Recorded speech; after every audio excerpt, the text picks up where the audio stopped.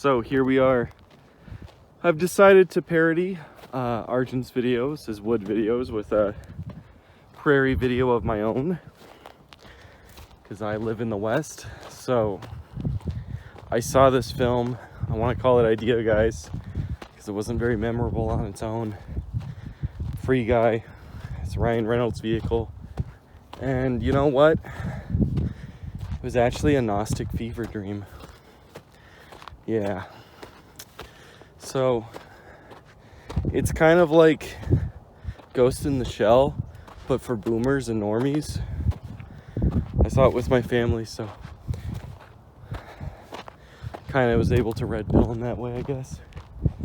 But it centers around the world of the AI, the NPC. And as you know, most of our world are NPCs. And Ryan Reynolds is one NPC who is a Sethian, born of the divine spark. Of course, you have to see how fucking much of a lard ass I am here. But, so, Ryan Reynolds is a Sethian, born with the divine spark, in the world of Free City, a shitty, free online video game, MMO kind of thing, like Roblox or something. But in reality, the code was stolen by Yabayoth, the demiurge from Sophia. And the demiurge took the Sethian spark out of Sophia's programming, along with her consort. You see, the consort works for the demiurge. The consort of Sophia, that is. Sophia, wisdom. One of the emanations of the one, of the Godhead. So, yeah.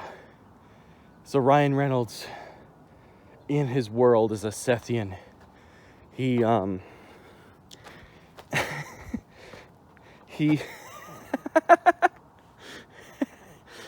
so in his world as a Sethian, he sees one day Sophia, and because Sophia's consort broke away from him and didn't enter into the marriage of the hermaphroditic union, of which all feminine and masculine energy is born for, because he was a soy beta male. That meant that Ryan Reynolds, with his Sethian spark, was encultured with erotic love for Sophia. So when he saw Sophia in her incarnation in the material world of the video game, he fell in love with her, and this unlocked his divine spark out of the code that Sophia wrote, and caused him realization and actuality that he truly is an immaterial being and has a soul. So Ryan Reynolds then leaves the material world and is no longer an NPC. He becomes a playable character. As a playable character, he learns the ways of morality. You see, all the other playable characters played by gods are actually false gods, archons, or rulers. Some of them are even more evil. The streamer archons. You see, they terrorize the people, the NPCs, the non-Sethian souls. But the Sethian Ryan Reynolds, having discovered morality, fights and defeats and kills many of the archons, the rulers of the world, the material world, to connect to his love of wisdom, Sophia. So anyway, Ryan Reynolds is able to break through and gain his immaterial soul to see the real reality. But the demiurge, who is an asshole, who isn't a programmer, who's just a Look at this shit here, man. This is like a bicycle path. I gotta go around.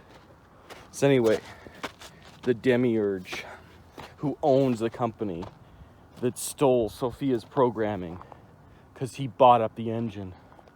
He sees that Ryan Reynolds has earned his soul, found his gnosis, his divine spark. He sees this. And he decides to destroy the world of Free City, the fake world, the material world. And in doing so, he reboots it, doing the deluge. But Ryan Reynolds, when he is reincarnated, Sophia comes to him and kisses him and reignites his erotic love and forms the hermaphroditic being, the divine soul. You see, all souls are divided, masculine and feminine, and true enlightenment means combining the masculine and feminine into the hermaphroditic soul, the true soul, and that is part of discovering your inner self in the gnosis. So she comes back, incarnates into the flesh of the material world again, and kisses Ryan Reynolds. You see, I don't watch normie mainstream movies. I usually watch shitty horror movies. So I don't know anybody's names other than Ryan Reynolds as an actor. And the movie was too stupid for me to remember any of the characters' names. So, there you go. Anyway, so she reignites his knowledge, and through this, he realizes the deluge that wiped away his gnosis and regains his gnosis. Then, her consort, who is a beta soy boy, he then realizes the way of the Chad, and he fights back against the demiurge who owns the company. You see, he's what do you call it? He looks over the server and kicks out, what do you call it? The hackers, the archons, the rulers of this world who abuse the material world to terrorize it. So anyway, going up the hill again. So anyway, the archon, the consort, he's fallen on to being a lower form, out of the consort, out of the godhead, to be an archon. But he realizes the true necessity of the hermetic being, and he fights Yaldabaoth, or the demiurge. I don't really particularly remember. It has like 20 letters in it, the name of the demiurge. But anyway, he fights it and reveals the new world, the original world, the world that was hidden in the fallen world, that he and Sophia programmed in his battle with the demiurge. And the demiurge, and one last final urge to prevent being sued in the higher immaterial world of gnosis beyond the video game, aka real life, tries to destroy all the servers to prevent his ass from being sued for fraud.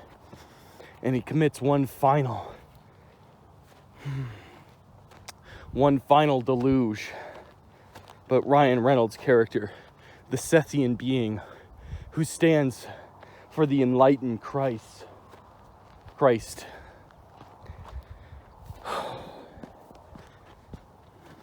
he battles the incarnation of himself, the fallen form, the purely material form of the NPC who is unfinished, Satan, but he defeats them through an act of love. You see in this movie the divine spark that the rulers have, the archons.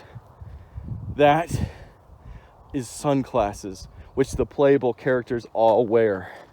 You see, he takes his own sunglasses and gives it to his inverse, purely material form, the great Satan, and enlightens him and gives him the spark of divine knowledge, just like Judas did with Christ.